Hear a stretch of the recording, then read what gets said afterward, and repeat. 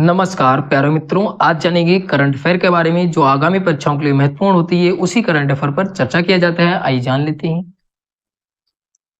प्रश्न दिया है 26 अप्रैल 2024 को सर्वोच्च न्यायालय ने किसकी पर्चियों के साथ ईवीएम के आंकड़े 100% मिलान की याचिका को खारिज कर दिया। तो किसकी कर दिया? तो BIPATV, इसका जो फुल फॉर्म होता है voter verifiable paper audit trail, इसका फुल फॉर्म होता है। आगे दिया 21 अप्रैल 2024 को भगवान महावीर के किस निर्माण महोत्सव का उद्घाटन पीएम नरेंद्र मोदी द्वारा किया गया? तो कौन सा था? तो 2550वां जो था उसका उद्घाटन नरेंद्र मोदी जी ने किया। ये भी याद रखिएगा। आगे चलते हैं। आगे दिया अप्रैल 2024 में राष्ट्रीय कौशल विकास निगम किसकी साझेदारी में देश के आदिवासी वंचित युवाओं को व्यावसायिक प्रशिक्षण देगा? तो किसके साझेदारी में? तो इस्कॉन के साझेदारी में देगा। ये भी याद रखिएगा। इस्कॉन क्या है? तो इस्कॉन है इंटरनेशनल सोसाइटी फॉर कॉन्सेंसनेस, ये इसका फुल फॉर्म है। ये भी याद रखिएगा। फिर इसका उद्देश्य क्या है? तो इको विलेज ट्रेनिंग सेंटरों की स्थापना के माध्यम से स्थानीय अर्थव्यवस्थाओं को मजबूत करना इसका उद्देश्य है, इसलिए इसको प्रारंभ किया गया है। ये भी याद रखिएगा। प्रशिक्षित जो व्यक्ति होंगे वर्ष 2025 में प्रयागराज में आगामी महाकुंभ जो मेला होगा उसमें रसोई का काम मिलेगा इन लोगों को, इसलिए ये प्रशिक्षण दिया जाएगा। ये भी याद रखिएगा। आगे चलते हैं। आगे दिया 28 अप्रैल 2024 को इंटरनेशनल न्यूज मीडिया संगठन द्वारा 2024 वैश्विक मीडिया पुरस्कार किसे दिया गया? तो ये किसको दिया गया? तो इंडिया टुडे की AI एंकर सना को दिया गया। ये नाम जरूर याद रखिएगा। और AI क्या, इसका फुल फॉर्म होता है आर्टिफिशियल इंटेलिजेंस। और अगर पूछ लिया जाए कि इंडिया टुडे को कितने पुरस्कार दिए गए, तो 2 पुरस्कार दिए गए। ये भी याद रखिएगा। इंडिया टुडे ग्रुप वर्ष 2023 में आर्टिफिशियल इंटेलिजेंस एंकर सना को पेश किया था। ये भी याद रखिएगा। सना को 2023 में पेश किया था एंकर के लिए, और इसको इस बार इंडिया टुडे को पुरस्कार दिया गया है, वैश्विक इंडिया पुरस्कार। ये भी याद रखिएगा। अगर पूछ लिया जाए कि AI टीचर सबसे पहले कहाँ किस राज्य में नियुक्त की गई, तो AI टीचर जो है वो केरल राज्य में नियुक्त की गई। और AI टीचर का नाम क्या था? तो आयरिश नाम था। ये भी याद रखिए। AI टीचर का ये पहली टीचर है जो AI है। ये भी याद रखिए। आगे चलते हैं। आगे दिया है 23 अप्रैल 2024 को भारत की पहली बहुउद्देशीय ग्रीन हाइड्रोजन पायलट परियोजना का उद्घाटन कहाँ किया गया? तो किस राज्य में किया गया? तो हिमाचल प्रदेश में किया गया। ये भी याद रखिएगा।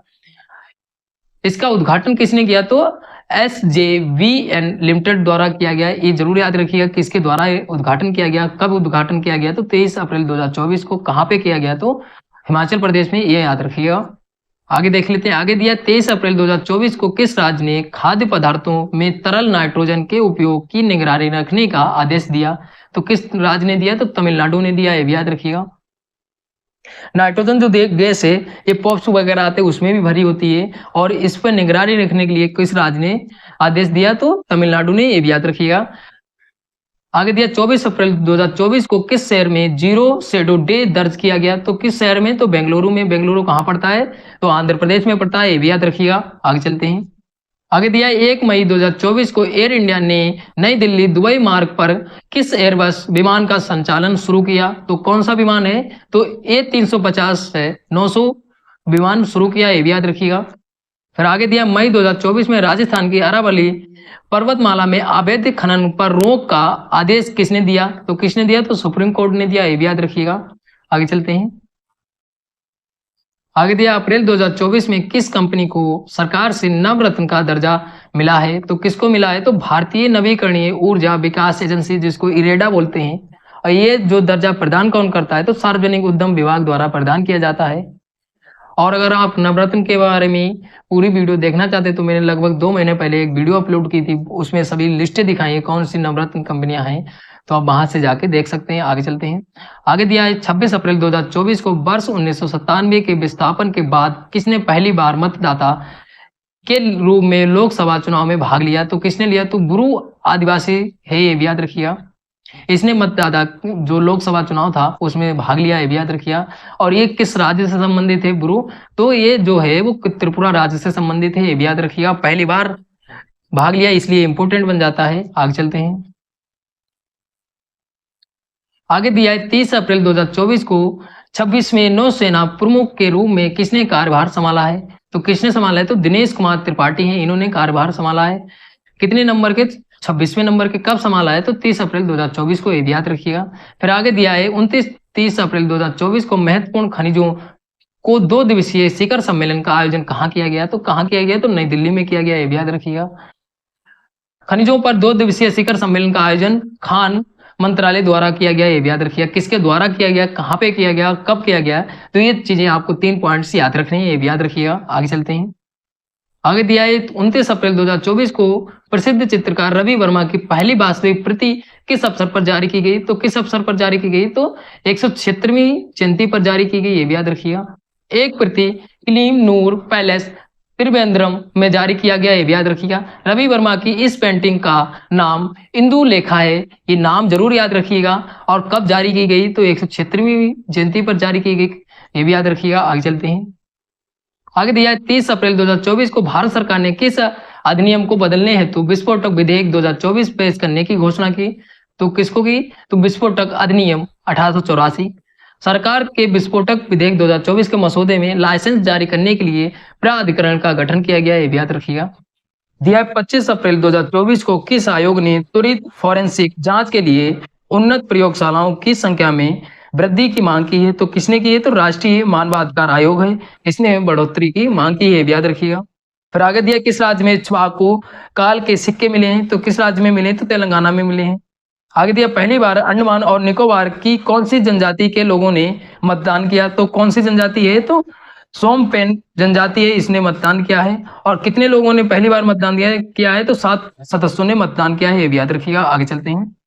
आगे दिया 15 अप्रैल 2024 को केरल उच्च न्यायालय ने किस उत्सव के संबंध में निर्देश जारी किए? तो कौन सा उत्सव है? त्रिशूलपुरम उत्सव है, इसके लिए निर्देश जारी किए।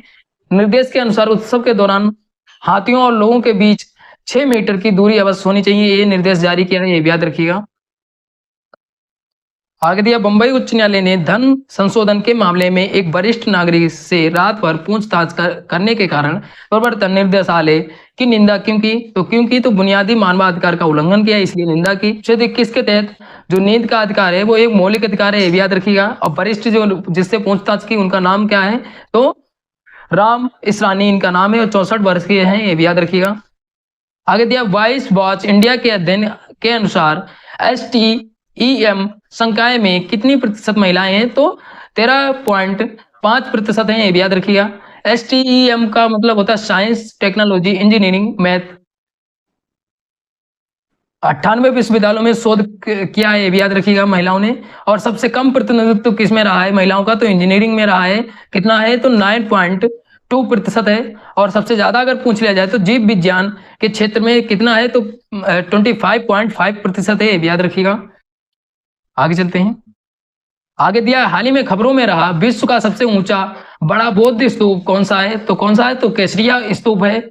और कहाँ है? तो बिहार में है। और इसकी ऊंचाई अगर पूछ लिया जाए तो 104 फीट है, ये भी याद रखिएगा। आगे दिया 20 अप्रैल 2024 को किस मंत्रालय ने आपराधिक न्याय प्रणाली के प्रशासन में भारत का प्रगतिशील मार्ग विषय पर सम्मेलन का आयोजन किया गया है? तो कहाँ किसने किया है? तो विधि एवं न्याय मंत्रालय ने किया है, ये भी याद रखिएगा। आगे चलते हैं। आगे दिया 14 अप्रैल 2024 को पिछले 3 वर्षों में मणिपुर में अनधिकृत अफीम की खेती में कितनी प्रतिशत गिरावट दर्ज की गई है? तो कितनी प्रतिशत? तो 60% जो है गिरावट को दर्ज किया गया है, ये भी याद रखिएगा। ये जानकारी किसने दी? तो मणिपुर रिमोट सेंसिंग एप्लीकेशन ने दी, ये भी याद रखिएगा। आगे दिया है 15 अप्रैल 2024 को केंद्र सरकार ने कितने राज्यों में क्वांटम टेस्ट लैब स्थापित करेगी? तो कितने राज्यों में? 6 राज्यों में। कौन कौन से राज्य हैं? तो महाराष्ट्र है, तमिलनाडु है, हरियाणा है, पंजाब, गुजरात और कर्नाटक, ये 6 राज्य हैं। इन लैबों की स्थापना का उद्देश्य जो है वो कस्तूरी कपास को एक वैश्विक ब्रांड के रूप में स्थापित करना इसका उद्देश्य है, उद्देश्य भी याद रखिएगा। और 6 राज्यों में ये स्थापित की जाएगी, ये भी याद रखिएगा। आगे दिया है 13 अप्रैल 2024 को जलियांवाला बाग नरसंहार की कौन सी वर्षगांठ मनाई गई? तो कौन सी है? तो 105वीं वर्षगांठ मनाई गई है। अगर पूछ रहा है जलियांवाला बाग हत्याकांड कब हुआ था? तो 1919 में हुआ था। कहाँ पे हुआ था? तो अमृतसर में हुआ था, याद रखिएगा। अमृतसर में। अमृतसर कहाँ पड़ता है? तो पंजाब में पड़ता है, ये भी याद रखिएगा। आगे दिया 17 अप्रैल 2024 को किस मंदिर में सूर्य की किरणों से सूर्य तिलक किया गया? तो कौन सा मंदिर है? तो श्री राम जन्मभूमि मंदिर अयोध्या। भारतीय खगोल भौतिकी संस्थान जो बेंगलुरु का है, इसकी महत्वपूर्ण भूमिका रही है। और अगर आप जो राम मंदिर है उसके बारे में संपूर्ण जानकारी लेना चाहते हैं, कब बना था, कब आधारशिला रखी गई और किसने बनवाया है और कितने पैसे लगे, इन सब के बारे में एक राम मंदिर 2024 के बारे में मैंने एक वीडियो बनाई है स्पेशली। तो आप चैनल पे जाइए, विजिट करिए, वहां से देख सकते हैं। बहुत ही इंपॉर्टेंट है। और कौन कौन सी योजनाएं अयोध्या में चलाई गई, कौन से नाम परिवर्तन किए गए, इन सब के बारे में उस वीडियो में आपको बताया है। तो आप चैनल पर जाके देख सकते हैं। आगे दिया है, अप्रैल 2024 में बागवानी किसानों को सब्सिडी वितरित करने के लिए सरकार ने कौन सा नया डिजिटल प्लेटफॉर्म लॉन्च किया? तो कौन सा लॉन्च किया? तो CDP सुरक्षा ये प्लेटफॉर्म लॉन्च किया, ये भी याद रखिएगा। आगे दिया, अप्रैल 2024 में अमेरिका की मशहूर वीकली मैगजीन न्यूज वीक ने अपने कवर पेज पर किसको जगह दी? तो किसको जगह दी? तो PM नरेंद्र मोदी को जगह दी। इससे पहले किसको जगह दी थी? तो इंदिरा गांधी को दिया था, ये भी याद रखिएगा। आगे चलते हैं। आगे दिया, 13-14 अप्रैल 2024 को प्रौद्योगिकी न्याय वार्ता विषयक सम्मेलन का आयोजन कहां पर किया गया? तो कहां पे किया गया? तो नई दिल्ली में किया गया। भारत और सिंगापुर की सर्वोच्च अदालतों के बीच ये 2 दिवसीय सम्मेलन हुआ था, ये भी याद रखिएगा। इस सम्मेलन में भारत के मुख्य न्यायाधीश DY चंद्रचूड़ और सिंगापुर के मुख्य न्यायाधीश सुंदरेश मेनन ये लोग शामिल थे इस सम्मेलन में, ये भी याद रखिएगा। 24-25 अप्रैल 2024 को आपदा प्रतिरोधी बुनियादी ढांचे पर अंतरराष्ट्रीय सम्मेलन 2024 कहाँ आयोजित हुआ? तो ये कहाँ पे आयोजित हुआ है? तो नई दिल्ली में आयोजित हुआ है। और इस सम्मेलन का विषय क्या था? तो अधिक लचीले कल के लिए आज निवेश करें, ये विषय था। विषय इंपॉर्टेंट बन जाता है। फिर आगे दिया है, गेपांगात हिम नदी झील किस राज्य में स्थित है? तो किस राज्य में है? तो हिमाचल प्रदेश में। इसरो के अनुसार 1989 से 2022 के मध्य जो विस्तार बताया गया है झील का, वो 178% बताया गया है। तो ये इंपॉर्टेंट बन जाता है। आगे चलते हैं।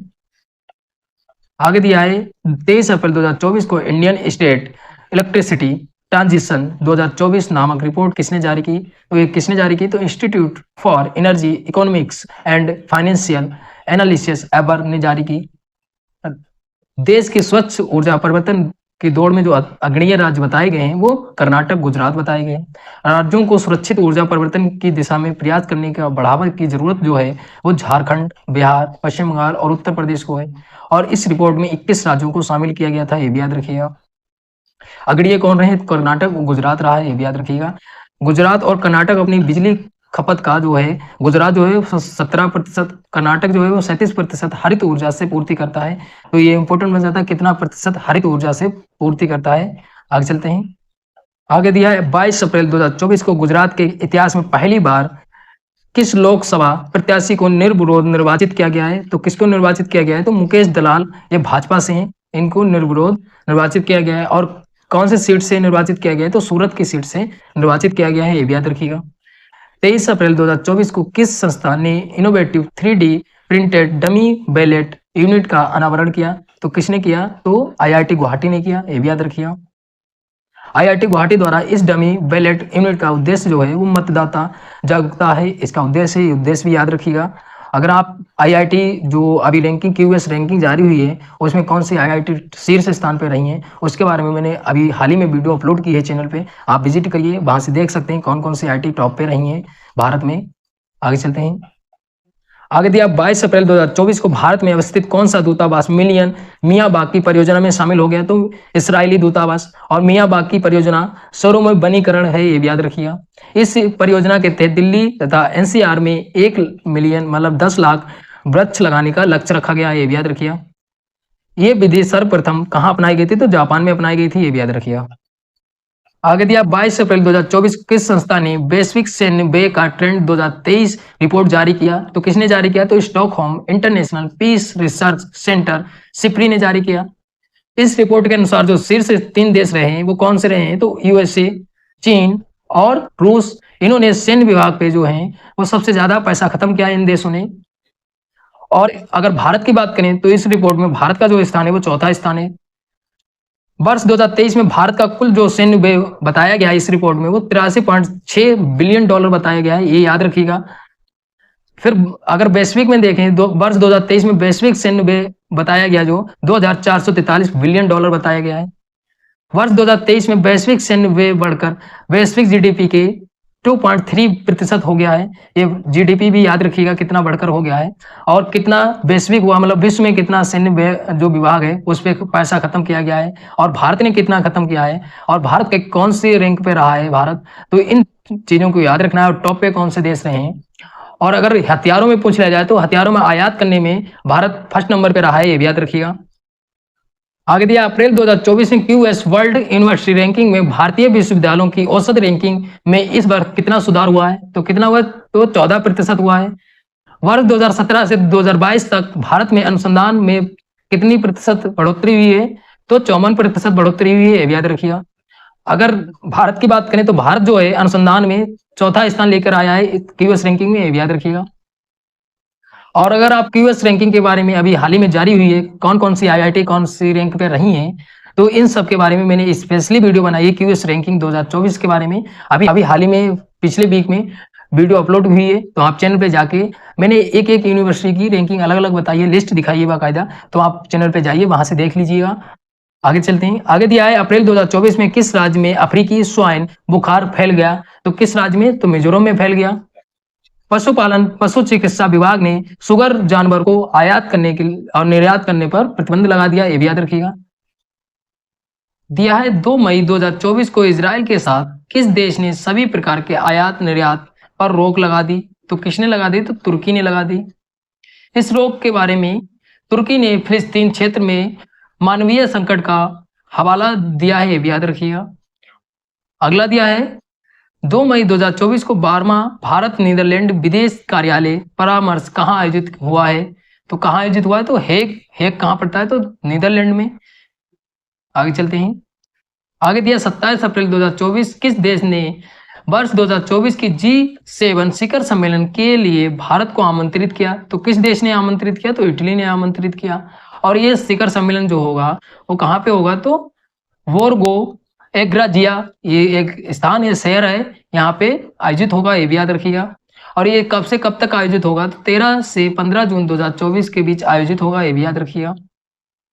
अगर पूछ ले जाए G7 में कितने देश सदस्य हैं, तो 7 हैं, इसलिए इसका G7 नाम है। कौन कौन से हैं, तो फ्रांस है, यूएसए है, यूके, जापान, इटली, कनाडा और जर्मनी, ये जो हैं वो 7 देश हैं सदस्य, भी याद रखिएगा। आगे चलते हैं। आगे दिया 29 अप्रैल 2024 को किस देश ने विश्व के सबसे बड़े हवाई अड्डे टर्मिनल के निर्माण की घोषणा की, तो किसने की, तो यूएई ने की, ये भी याद रखिएगा। और ये हवाई अड्डे का नाम क्या है, तो अल मकतूब अंतरराष्ट्रीय हवाई अड्डा। ये कहाँ स्थित है, तो दुबई में स्थित है, और इसका निर्माण किया जाएगा इस हवाई अड्डे पर टर्मिनल का, ये भी याद रखिएगा। इस टर्मिनल में वर्ष भर में 260 मिलियन यात्रियों को सुविधा दी जाएगी, ये संख्या जरूर याद रखिएगा। और कौन सा हवाई अड्डा है और कहाँ पे स्थित है, तो ये चीजें आपको याद रखनी है। और अभी दुबई में ही, यूएई में ही दुबई पड़ता है, तो दुबई में अभी एशिया का सबसे बड़ा हिंदू मंदिर बनाया गया है, उसके बारे में मैंने पहले वीडियो अपलोड की है, तो आप वहां से जाके देख सकते हैं। मैंने उस वीडियो में जो यात्रा की थी मोदी जी ने यूएई की, उसी में मैंने इसके मंदिर के बारे में और संपूर्ण जानकारी उसमें दी है, तो आप वहां से जाके देख सकते हैं। आगे चलते हैं। आगे दिया 29 अप्रैल 2024 को किस देश में मूसलाधार बारिश के कारण बांध टूटने से 40 से अधिक लोगों की जान चली गई, तो किस देश में, तो केन्या। केन्या के अलावा जो पूर्वी अफ्रीका है उसमें सोमालिया, इथोपिया, तंजानिया, युगांडा में भी मूसलाधार जो बारिश है वो हुई है। पूर्वी अफ्रीका के ये देश है, तो इसमें भी थोड़ा सा सामना करना पड़ा इस मूसलाधार बारिश का। और इसमें जो केन्या देश है इसमें 40 लोगों की मौतें हो गई हैं मूसलाधार बारिश की वजह से। जो पूर्वी अफ्रीका है इसमें अत्यधिक वर्षा का कारण और भी है, एल नीनो हवा है, इसके कारण भी वर्षा होती है ज्यादातर, ये भी याद रखिएगा। आगे चलते हैं। आगे दिया 19 अप्रैल से 12 मई 2024 11वां दुबई खाद्य महोत्सव 2024 का आयोजन कहाँ किया गया, तो ये कहाँ किया गया, दुबई में किया गया, ये भी याद रखिएगा। आगे दिया 29 अप्रैल 2024 को भारत ने किस देश में आयोजित सार्वजनिक कार्यक्रम में खालिस्तीन समर्थित नारों का कड़ा विरोध किया, तो किसने किया, तो कनाडा ने किया, ये भी याद रखिएगा। आगे चलते हैं। अप्रैल 2024 में इंडोनेशिया का रुआंग ज्वालामुखी किस द्वीप पर है जिसमें उद्गार हुआ है, तो किस द्वीप पे हुआ है, तो सुलावेसी द्वीप है, इस पर उद्गार हुआ है ज्वालामुखी का, ये भी याद रखिएगा। आगे दिया है 30 अप्रैल 2024 को NHPC लिमिटेड ने सौर ऊर्जा संयंत्र की प्रौद्योगिकी हेतु नॉर्वे की किस कंपनी के साथ समझौता किया?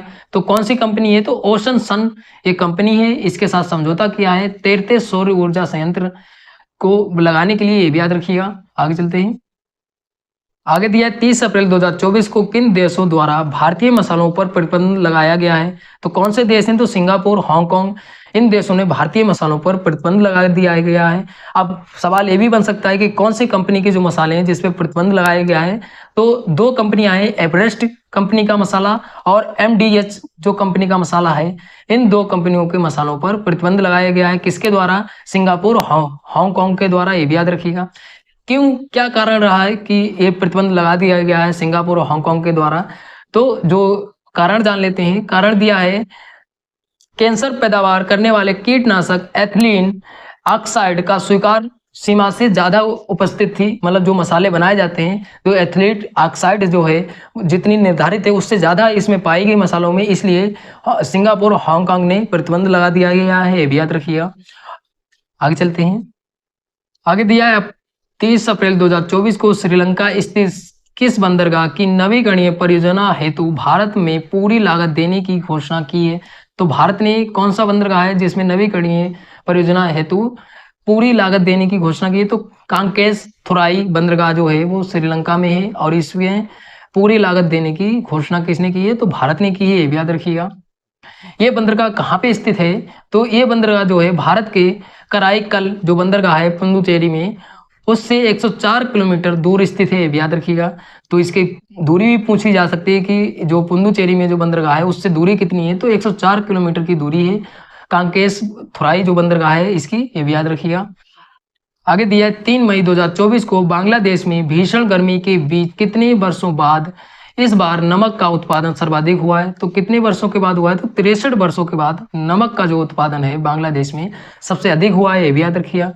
जो नमक का उत्पादन हुआ है बांग्लादेश में वो कहाँ पे हुआ है, कौन से क्षेत्र में हुआ है? तो कौंस बाजार चटगांव का बांसखली तटीय क्षेत्र में हुआ है, ये भी याद रखिएगा। आगे चलते हैं। आगे दिया 5 अप्रैल 2024 को कहां पर मतदान में कम सहभागिता पर सम्मेलन कहां आयोजित किया गया? तो कहां आयोजित किया गया? तो नई दिल्ली में आयोजित किया गया, ये भी याद रखिएगा। इसका उद्देश्य क्या है? तो कम मतदान भागीदारी वाले क्षेत्रों में मतदाता सहभागिता भागीदारी को बढ़ाना इसका उद्देश्य है, ये भी याद रखिएगा। आगे दिया है 7 अप्रैल 2024 को यू आर द वन अभियान किसने शुरू किया? तो किसने किया? तो भारत निर्वाचन आयोग ने शुरू किया, ये भी याद रखिएगा। उद्देश्य क्या है? तो निर्वाचन प्रक्रियाओं में शामिल विभिन्न हितधारकों के अमूल्य योगदान को पहचानना इसका उद्देश्य है, ये भी याद रखिएगा। आगे चलते हैं। आगे दिया 12 अप्रैल 2024 को भारत सरकार ने किन 2 देशों की यात्रा ना करनी चाहिए भारतीयों को सलाह दी? तो किन देशों की? तो इसराइल और ईरान की यात्रा नहीं करनी चाहिए, ये सलाह दी भारत सरकार ने, ये भी याद रखिएगा। आगे दिया 15 अप्रैल 2024 को अरुणाचल प्रदेश की कौन सी जनजाति लोंगगटे महोत्सव मना रही है? तो कौन सी जनजाति है? तो न्यासी जनजाति जो है ये मना रही है, ये भी याद रखिएगा। न्यासी जनजाति अरुणाचल प्रदेश की सबसे बड़ी जनजाति है, ये भी याद रखिएगा। आगे चलते हैं। आगे दिया अप्रैल 2024 में चर्चा में रहा सुल्तान बथेरी कहाँ अवस्थित है? तो कहाँ है? वायनाड केरल में है, ये भी याद रखिएगा। आगे दिया है भारतीय फार्माकोपिया आयोग ने किस दवा के उपयोग पर चेतावनी जारी की? तो कौन सी दवा है? नीमेसुलाइट ये दवा है, इस पे चेतावनी जारी की है, याद रखिएगा। आगे दिया अप्रैल 2024 में चुनाव आयोग ने वेरीफाई V4 यू एप्लीफाई पहल की शुरुआत किस लिए की? तो ऑनलाइन फर्जी खबरों के विरुद्ध की, ये भी याद रखिएगा। आगे चलते हैं। आगे दिया 25 अप्रैल 2024 को किसने अपना नया लोगो आदर्श वाक्य अपनाया? तो किसने अपनाया? तो भारतीय ऐतिहासिक अभिलेख आयोग ने अपनाया, ये भी याद रखिएगा। कौन सा आदर्श वाक्य है? तो एत्र इतिहासम भविष्यायाम संरक्षिता, और इसका अर्थ क्या होता है? तो जहां इतिहास भविष्य के लिए संरक्षित है, इसका अर्थ है, याद रखिएगा। जो वाक्य है आदर्श वाक्य है उसको किसने चुना है? तो सौर प्रताप सिंह है, ये दिल्ली के, इन्होंने ये आदर्श वाक्य चुना है, याद रखिएगा। और जो लोगो है वो किसको दर्शाता है? कमल की पंखुड़ियों के आकार का है, यहाँ पे आपको पिक्चर दिख रही होगी। फिर जो भारतीय ऐतिहासिक अभिलेख आयोग है इसका नेतृत्व कौन करता है? तो केंद्रीय संस्कृति मंत्री जो है इसका नेतृत्व करते हैं, याद रखिएगा। आगे चलते हैं। आगे दिया 26 अप्रैल 2024 किस राज्य के दीफू लोकसभा संसदीय क्षेत्र में सभी राजनीतिक दलों के उम्मीदवारों के अनुच्छेद 244A को लागू करने का संकल्प लिया गया? तो कौन सा राज्य है? तो असम है, ये भी याद रखिएगा। इसका उद्देश्य क्या है? स्वायत्त राज्य के भीतर राज्य स्थापित करना इसका उद्देश्य है, ये भी याद रखिएगा। अनुच्छेद 244A जो है वो प्रावधान करता है अनुसूचित क्षेत्र आदिवासी क्षेत्र के रूप में नामित कुछ क्षेत्रों के लिए स्वायत्त परिषद का ये प्रदान करता है, ये याद रखिए अनुच्छेद 244A। तो इतने करंट अफेयर के प्रश्न थे। आशा करते हैं आपको वीडियो अच्छी लगी होगी। अच्छी लगी तो लाइक शेयर कमेंट करिए और कोई डाउट भी बचता है तो आप कमेंट करके पूछ सकते हैं। धन्यवाद।